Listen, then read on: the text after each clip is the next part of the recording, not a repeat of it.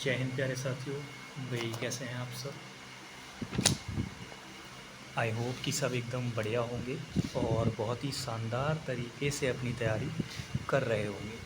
तो चलिए भाई, आज की क्लास नंबर 9 शुरू करते हैं और बढ़िया तरीके से हम लोग जो है प्रैक्टिस करेंगे। तो पहला क्वेश्चन आप लोगों के सामने मैं रख रहा हूँ, आंसर करेंगे इसका। ये एसएससी जीडी 2025 में पूछा गया था। क्वेश्चन पढ़िए। कह रहा है Tushara was ask to gather demographic data that could be useful down the road. तो यहाँ पे डाउन द रोड एक ईडियम है जिसका हमें मीनिंग बताना है क्या होता है। अब ये क्वेश्चन अगर आपको याद होगा तो मैं पहले भी आपको करा चुका हूँ और वहाँ मैंने आपको बहुत अच्छे से बताया था कि डाउन द रोड का मीनिंग होता है कुछ ऐसा जो कि भविष्य में हमें ज़रूरत पड़ेगी।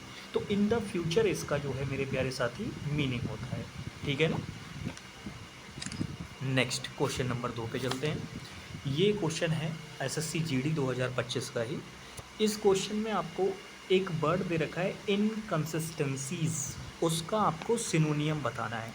अब देखो, इनकंसिस्टेंसी का मतलब होता है बेसिकली इरेगुलरिटी, यानी अगर कोई चीज़ थोड़ा डिफरेंस है, उसमें बदली हुई है या लगातार नहीं हो रही है वो चीज़, तो उसको हम इनकंसिस्टेंसी बोलते हैं। कंसिस्टेंसी का मतलब होता है किसी चीज़ को रेगुलर बेसिस पे करना। वो चीज़ आपकी बिल्कुल एकदम हमेशा आप उस चीज़ को कर रहे हैं, वो एक कंसिस्टेंसी कहलाती है।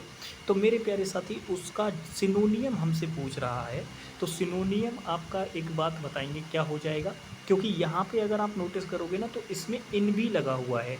और आपको याद होगा मैंने बताया था वोकेबलरी में रूट वर्ड्स होते हैं, जैसे प्रीफिक्स हो गए और सफिक्स हो गए। तो ये जो इन प्रीफिक्स लगता है ये वर्ड के मीनिंग को क्या कर देता है, जस्ट अपोजिट कर देता है। ये मैंने आपको एक बार बात बताई भी थी। तो इस क्वेश्चन का आंसर क्या हो जाएगा भाई, अनुमलीज हो जाएगा। अनुमलीज का मतलब क्या होता है? अनुमली का मतलब होता है टोटली डिफरेंट, यानी अगर कोई चीज़ एक दूसरे से बिल्कुल डिफरेंट है तो वो अनुमली कहलाती है। ठीक है ना, उसको हम बोलते हैं विसंगति या फिर असंगति। ठीक है, तो ए ऑप्शन इसका क्या हो जाएगा, राइट आंसर। बाकी कन्फर्मेशन का मतलब होता है किसी चीज़ की एक बार सुनिश्चित कर लेना। ट्रांसमिशन का मतलब होता है किसी चीज़ को एक जगह से दूसरी जगह क्या करना, प्रसारित करना। और स्पेसिफिकेशन का मतलब होता है किसी चीज़ की एकदम स्पेशलिटी क्या है, विशेषता क्या है, उसको बोलते हैं। Next question. इस क्वेश्चन में आपको रेफरेंस की सही स्पेलिंग बतानी है।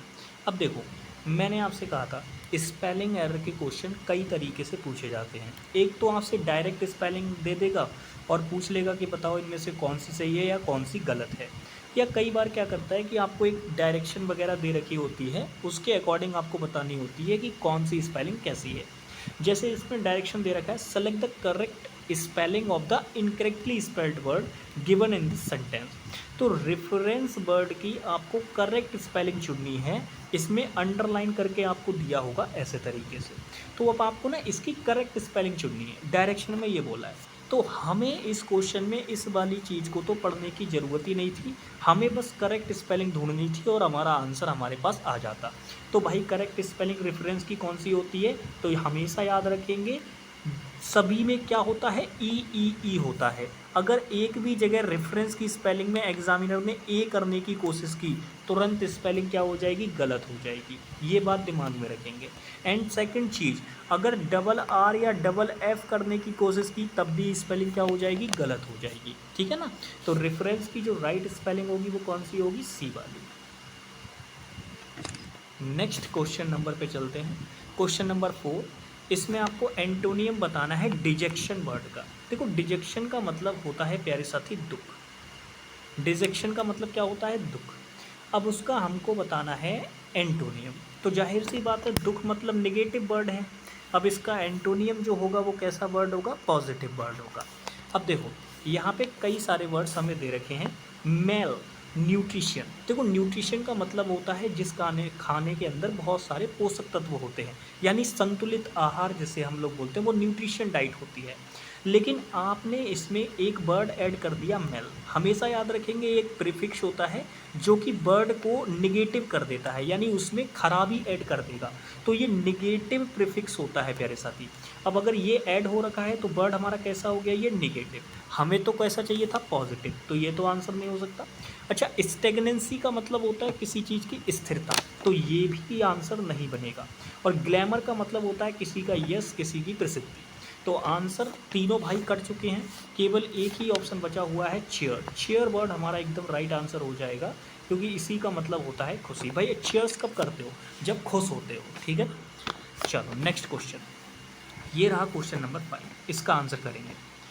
ये भी क्वेश्चन बढ़िया है, क्वेश्चन पढ़िए। कह रहा she confidently presented her findings to the committee, articulating her ideas clear and impressing everyone with her extensive research and knowledge. Question में अगर आप चेक करोगे तो सी आपका सब्जेक्ट है, कॉन्फिडेंटली एडवर्ब है, प्रेजेंटेड के लिए यूज़ हुआ है। Presented what, her findings, to preposition है, टू के बाद द कमिटी उसका ऑब्जेक्ट दे रखा है।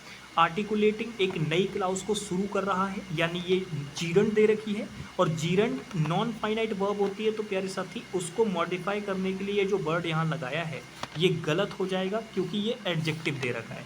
पर वर्ब को मॉडिफाई करने के लिए हमेशा क्या आती है, एडवर्ब। तो क्लियर नहीं आएगा, यहाँ पे क्या आएगा, क्लियरली आएगा, ठीक है ना।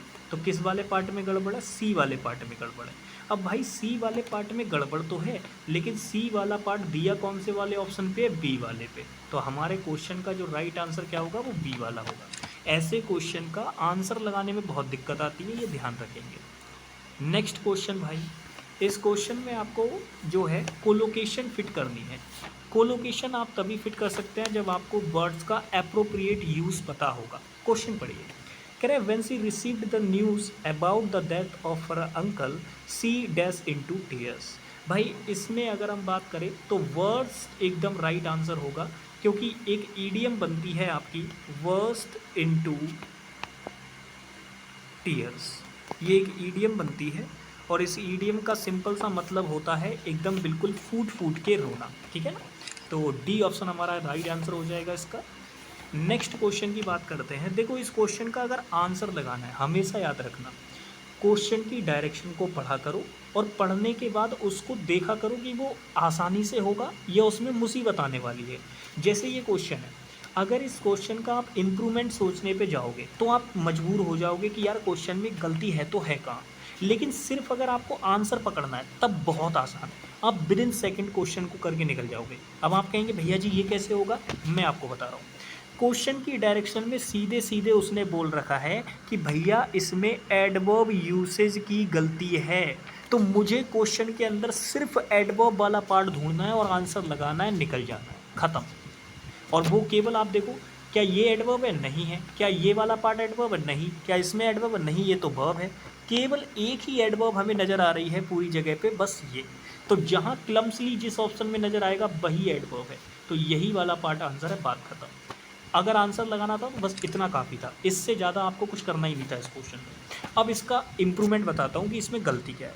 देखो गलती बस इसमें ये है, मैंने आपको बताया था जब भी हम एडवर्ब ऑफ मैनर यूज़ करते हैं तो उसकी जो राइट पोजीशन होती है वो मेन वर्ब के बाद होती है, लेकिन यहाँ पे क्लम्सली को मेन वर्ब के पहले लगा दिया, तो एडवर्ब ऑफ पोजीशन का एरर है बस, और कुछ एरर नहीं है इस क्वेश्चन के अंदर। समझ में आ गई बात।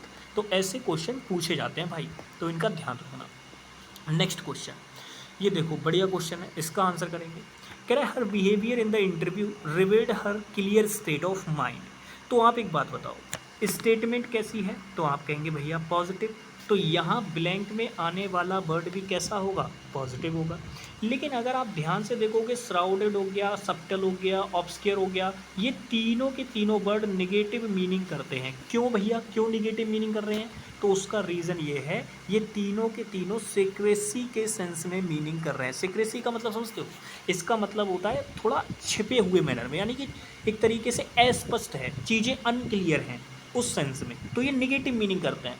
जबकि हमारी स्टेटमेंट एक पॉजिटिव माइंडसेट की बात कर रही है, तो यहाँ पे जो वर्ड आएगा ब्लैंक में वो पॉजिटिव वाला आएगा। अब भाई ये भी निगेटिव वर्ड है, ये भी निगेटिव है, ये भी निगेटिव है, तो हमारे क्वेश्चन का आंसर केवल एक ही ऑप्शन बचा, कॉन्स्पिक्यूअस। और कॉन्स्पिक्यूअस वर्ड का मैं मीनिंग भी आपको बता दूँ, समथिंग इज़ वेरी क्लियर। अगर इस वर्ड के मीनिंग की आप बात करें तो इस वर्ड का मीनिंग होता है समथिंग इज़ वेरी क्लियर। ठीक है भाई। नेक्स्ट क्वेश्चन, इस क्वेश्चन में आपको इस ईडियम का मीनिंग बताना है कंप्लीटली। कंप्लीटली का मीनिंग मैंने आपको बताया हुआ है। देखो, ऑफ एंड ऑन का मतलब होता है ओकेजनली, यानी कोई चीज़ कभी कभी होती है। अच्छा, बाई एंड वाई का मतलब होता है इवेंचुअली, यानी ऐसी कोई चीज़ जो अक्सर होती है उसको हम बोलते हैं क्या, बाय एंड वाई। और थ्रू एंड थ्रू को हम बोलते हैं कंप्लीटली, यानी कि होल, पूरा का पूरा। तो हमारे क्वेश्चन का जो राइट आंसर होगा वो प्यारे साथी बी वाला ऑप्शन हो जाएगा। ठीक है ना, बी वाला ऑप्शन हमारा क्या हो जाएगा, राइट आंसर हो जाएगा। नेक्स्ट क्वेश्चन, इसमें मियगर वर्ड का एंटोनियम बताना है। देखो, मियगर वर्ड का मतलब क्या होता है, मियगर वर्ड का मतलब होता है किसी चीज़ के अंदर जो कमी होती है उसको। अब इसका एंटोनियम क्या हो जाएगा भाई, अगर आप ध्यान से देखोगे तो कमी एक प्रकार का, भाई कमी है किसी चीज़ की तो निगेटिव हो जाएगा। अब उसका एंटोनियम पूछ रहा है तो हमारा जो वर्ड होगा वो कैसा होगा, पॉजिटिव होगा। अब आप ध्यान से देखो, इस वर्ड में भी अन लगा हुआ है, इस वर्ड में भी अन लगा हुआ है, इस वर्ड में भी अन लगा हुआ है।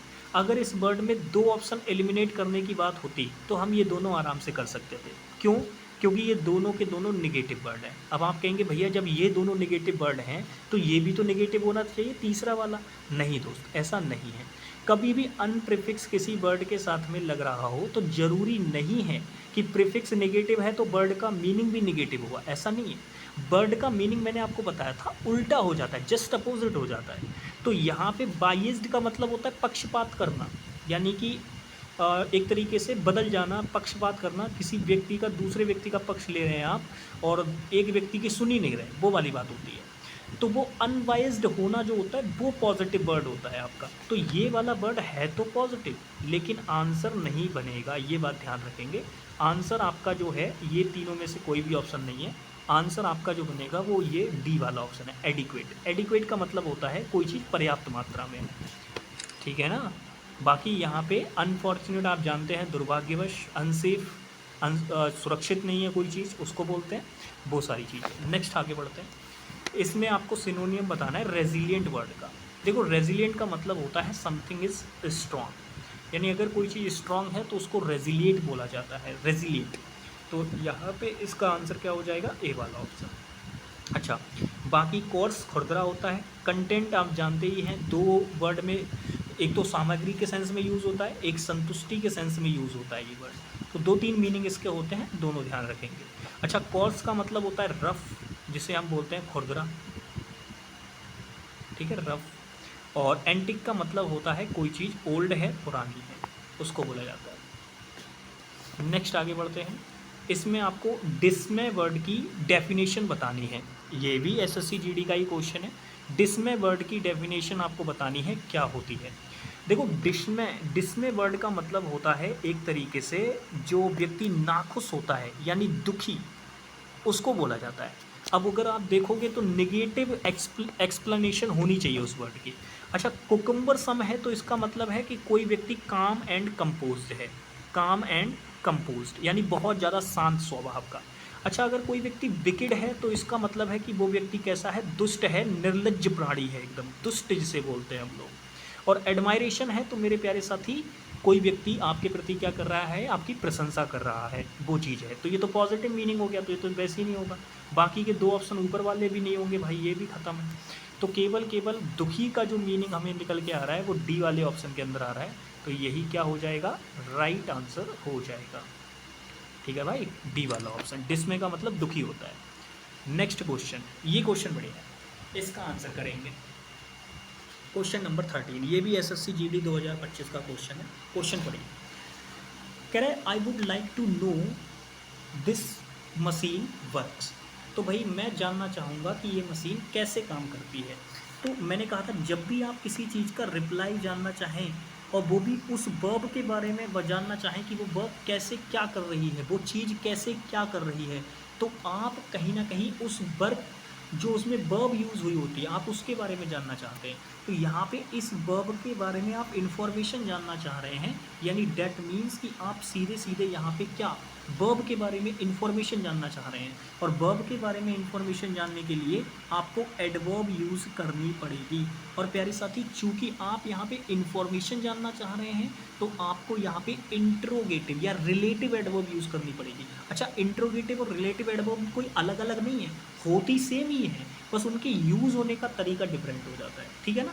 तो यहाँ पे आप मुझे बताओ रिलेटिव एडवर्ब कौन सी है, तो आप कहेंगे भैया जी देखो यहाँ पे रिलेटिव एडवर्ब मात्र एक ही हमें नज़र आ रही है, हाउ, तो यही हमारा क्या हो जाएगा, राइट आंसर हो जाएगा।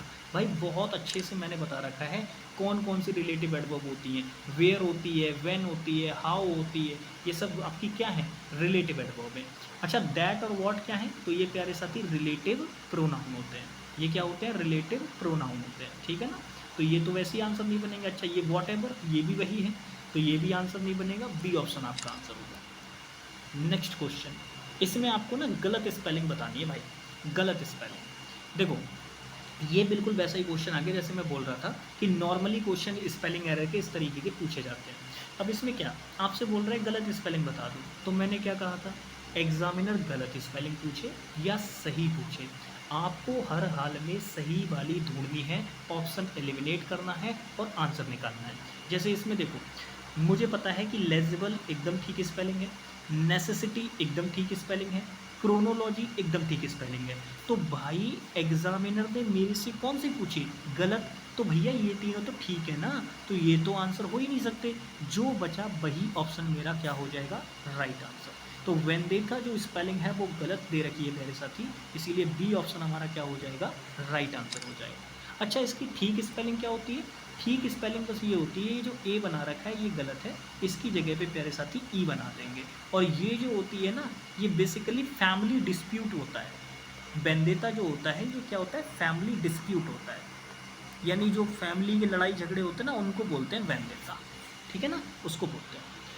नेक्स्ट आगे बढ़ते हैं, ये रहा क्वेश्चन नंबर 50। इसमें भी भाई आप देखो, अब इसमें पिछले वाले क्वेश्चन में क्या था, इसमें गलत स्पेलिंग पूछी थी और इस वाले क्वेश्चन में आपसे क्या पूछी, सही वाली स्पेलिंग। तो हमारे लिए तो भाई करना है ना, गलत पूछे सही पूछे, हमको हर हाल में कौन सी ढूंढनी है, सही वाली।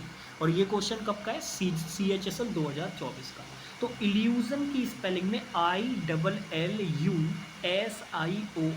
जिसे हम हिंदी में बोलते हैं भ्रम, ठीक है, तो ये होती है। तो देखो कहाँ पे दे रखी है, इल्यूजन की सही स्पेलिंग ये दे रखी है, तो डी ऑप्शन हमारा क्या हो जाएगा इसका, राइट आंसर। क्वेश्चन नंबर 60, ये भी CHSL 2024 का है, एक ईडियम आपको दे रखी है, उसका मीनिंग बताना है।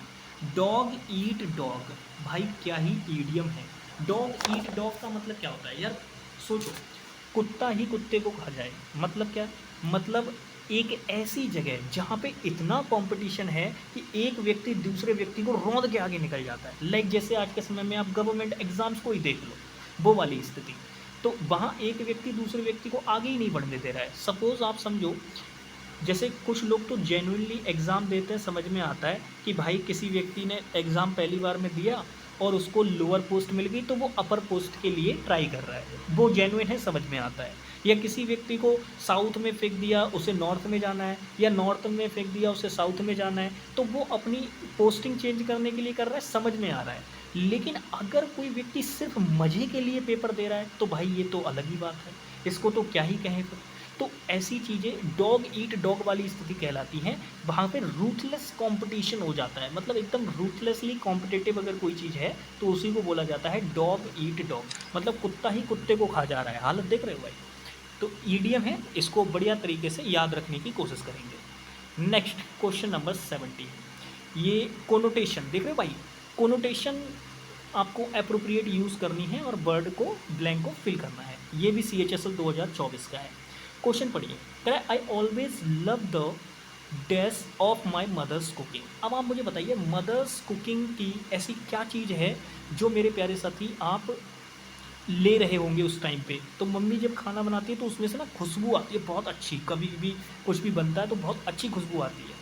तो उसके लिए क्या कहा जाता है? अब मेरे प्यारे साथी देखो, खुशबू तो कई सारी चीज़ें होती है, जैसे परफ्यूम भी की भी खुशबू होती है, सेंट की भी खुशबू होती है प्यारे साथी।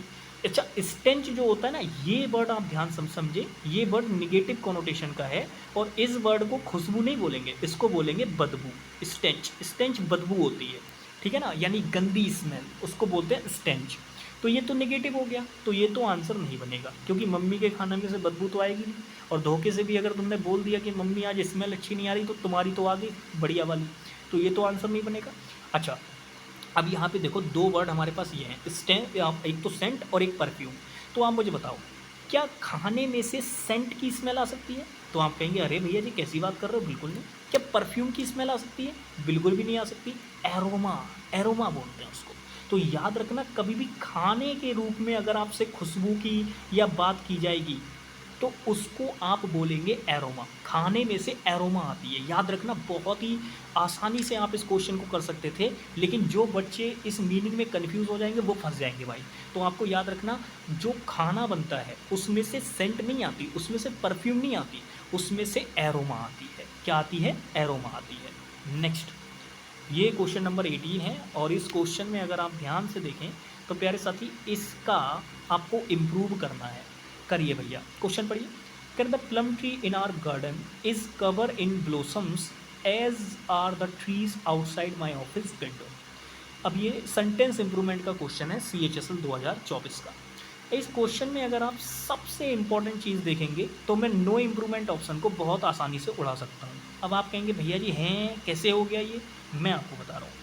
प्यारे साथी ध्यान से समझो, मैंने आपको एक बहुत ही बेसिक सी बात बताई थी कि कभी भी बी की फॉर्म यूज़ होगी तो इसके बाद आप केवल दो ही वर्ब की फॉर्म लगा सकते हैं, या तो थर्ड फॉर्म या फिर वर्ब की फर्स्ट फॉर्म में ING, ठीक है ना। और मैंने क्या कहा था कि कुछ भी हो जाए, इन दोनों के अलावा और कोई सी फॉर्म आप बी के साथ नहीं लगा सकते। तो भैया बी की फॉर्म के साथ यहाँ आपने फर्स्ट फॉर्म ऑफ वर्ब कैसे लगा दी? कवर। कवर तो फर्स्ट फॉर्म ऑफ वर्ब हो गई, तो भैया ये गलती है। अगर ये गलती है तो नो इम्प्रूवमेंट तो नहीं होगा। अब कौन सा होगा? अब यहाँ पे भी देखो यही गलती कर रखी है, आर के साथ में यहाँ पे क्या कर दिया, फिर से फर्स्ट फॉर्म लगा दी, जबकि ये भी बी की फॉर्म है, तो ये भी आंसर नहीं बनेगा। अच्छा, इसमें एक गलती और भी आप पकड़ सकते थे कि भाई ट्री सिंगुलर है, सिंगुलर है तो सिंगुलर वर्ब आएगी, यहाँ तो प्लूरल कर रखा है, तो ये दो ऑप्शन खत्म हो गए। अच्छा, अब कौन सा आएगा? इज़ कवरिंग बोले या इज़ कवर्ड बोले, क्योंकि मैंने अभी बताया कि बी की फॉर्म के साथ थर्ड फॉर्म भी आ सकती है और ING वाली भी आ सकती है, लेकिन सवाल ये उठता है कि कौन सी कब आएगी, तो वो भी मैं आपको बता ही देता हूँ लगे हाथ। हमेशा याद रखना, जब भी आपको पैसिव सेंस बनानी होगी तब आप बी की फॉर्म के साथ में थर्ड फॉर्म का यूज़ करेंगे, और जब आपको कॉन्टिन्यूअस टेंस शो करना होगा तो उस केस में आप बी की फॉर्म के साथ ING वाली वर्ब यूज़ करेंगे। तो आप मुझे बताइए, क्या यहाँ पे आपको कॉन्टिन्यूअस टेंस दिखाना है? क्या प्लम ट्री खुद से कवर करेंगे ब्लोसम को? तो याद रखेंगे प्यारे साथी, उनके द्वारा कवर किया जाए, मतलब ब्लोसम में उसको कवर कर दिया गया प्लम ट्री को हमारे गार्डन में। तो प्यारे साथी, इज़ कवरिंग एट नहीं होगा, इज़ कवर्ड इन होगा, यानी कि सी वाला ऑप्शन राइट आंसर होगा। ये खुद से कवर नहीं होंगे, इनको कवर किया गया है ब्लोसम के द्वारा, तो सी ऑप्शन इसका राइट आंसर होगा। यानी यहाँ पे पैसिव सेंस बनानी है प्यारे साथी, तो डी वाला ऑप्शन जो बच्चे लगा देंगे वो गलत हो जाएंगे। तो बस आपको यही चेक करना है कि बी की फॉर्म के साथ थर्ड फॉर्म आएगी या ING वाली आएगी, वो आप बेसिकली सब्जेक्ट देख के पता कर सकते हैं। सब्जेक्ट अगर आपका काम कर पा रहा है तो एक्टिव सेंस है, नहीं कर पा रहा तो पैसिव सेंस है। नेक्स्ट क्वेश्चन, ये है क्वेश्चन नंबर 19। इसमें आपको गलत स्पेलिंग बतानी है भाई, फिर से वही वाली बात, आपको गलत स्पेलिंग बतानी है, सही वाली बतानी है, बिल्कुल कन्फ्यूज मत हो, बस सही वाली स्पेलिंग ढूंढते जाओ और ऑप्शन को एलिमिनेट करो, बात खत्म। अब जैसे इसमें देखो, डिक्टेटर एकदम ठीक स्पेलिंग है, लसीवियस एकदम ठीक स्पेलिंग है, स्टेशनरी बिल्कुल ठीक स्पेलिंग है। अब कई बच्चे कहेंगे भैया जी हमने तो ये वाला स्टेशनरी देखा है, ARY वाला, तो दोनों में डिफरेंस क्या है भाई समझो। ये वाला जो स्टेशनरी होता है ये पेन पेंसिल वाला होता है, पेन पेंसिल, यानी जो भी आपकी एक तरीके से किताबें, कॉपी, पेन, पेंसिल वाला जो सामान होता है ना, उसको स्टेशनरी बोलते हैं, ERY वाला। और ARY वाला जो होता है ये आपका स्थिरता को दिखाता है, स्टेगनेंसी को दिखाता है।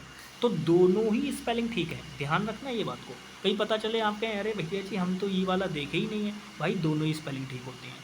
तो फिलहाल अगर देखा जाए ये भी स्पेलिंग ठीक, ये वाली भी ठीक, ये वाली भी ठीक, पर एग्जामिनर ने हमसे कौन सी पूछी, गलत। तो भैया ये तीनों तो आंसर नहीं हो सकते, तो जो बच गया वही हमारा क्या होगा, राइट आंसर होगा। यानी ए वाला ऑप्शन इसका राइट आंसर है।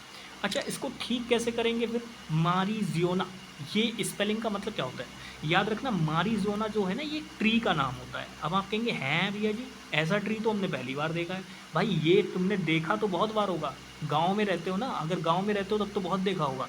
इसको बोलते हैं भांग का पेड़, जो गांव में भांग का पेड़ होता है उसी को बोलते हैं मारीजुआना इंग्लिश में। लेकिन इसमें स्पेलिंग गलत कर रखी है बस, ठीक है ना, इसमें स्पेलिंग गलत कर रखी है, जुआना होता है ए बनता है ना कि ई यहाँ पे, तो ये स्पेलिंग गलत है बस, बाकी तो ठीक ही है। देख रहे हो भांग के पेड़ की स्पेलिंग पूछी जा रही है तुमसे, और ये है कितनी खतरनाक, तुमको एक मिनट में तो समझ में भी नहीं आएगी। तो मारीजुआना बोलते हैं भांग के पेड़ को इंग्लिश में। नेक्स्ट क्वेश्चन, ये एंटोनियम आपको बताना है फर्टाइल वर्ड का, फर्टाइल वर्ड का एंटोनियम बताना है, बताओ भाई। ये भी CHSL 2024 का क्वेश्चन है। देखो फर्टाइल का मतलब क्या होता है, फर्टाइल का मतलब होता है अगर कोई चीज़ एकदम, अगर हम बात करें बहुत ज़्यादा उपजाऊ है उसको बोलते हैं फर्टाइल। तो ये उपजाऊ होता है इसका मीनिंग। अब इसका हमें एंटोनियम बताना है, तो भाई ये तो पॉजिटिव, पॉजिटिव वर्ड है, प्रोडक्टिव है तो पॉजिटिव वर्ड हो गया। अब इसका एंटोनियम बताना है, यानी डेफिनेटली जो हमारा वर्ड होगा वो कैसा होगा, निगेटिव होगा। तो भैया बताओ कौन सा नेगेटिव है। देखो स्कैंटी वर्ड कमी को दिखाता है, नेगेटिव है। टिमिड डरपोक होता है, नेगेटिव को दिखाता है, बिल्कुल ठीक है। पोटेंट ताकतवर होता है, पॉजिटिव वर्ड है, बिल्कुल एकदम कहें तो ये ठीक है बिल्कुल एकदम। अच्छा बैरन बंजर होता है, ये भी एकदम अगर देखा जाए तो भैया निगेटिव वर्ड है।